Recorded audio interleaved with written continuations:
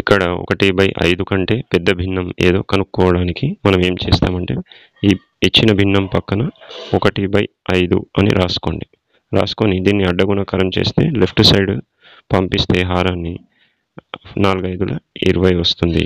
27 1ల 27 వస్తుంది. సో అంటే ఇటు సైడ్ వాల్యూ 27 పెద్దది కాబట్టి 1/5 అనేది పెద్దది. కానీ మనకు 1/5 కన్నా పెద్దది కావాలి కాబట్టి ఇటు సైడ్ పెద్దది వచ్చేటట్టు గమనించాలి.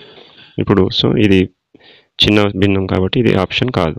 ఇప్పుడు నెక్స్ట్ 1/5 ఇక్కడ రాసుకొని చూసినట్లయితే మనకు 19 5లో 5తో 19 గుణిస్తే 95 వస్తుంది. 97తో 1ని గుణిస్తే 97 వస్తుంది.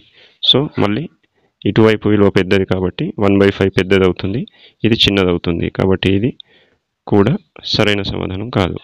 అదేవిధంగా ఇక్కడ పెట్టి చూసినట్లయితే 1/5ని ఇక్కడ గుణకారం చేస్తే 17 5 85. అలాగే 79తో 1ని చేస్తే 79 1ల 79.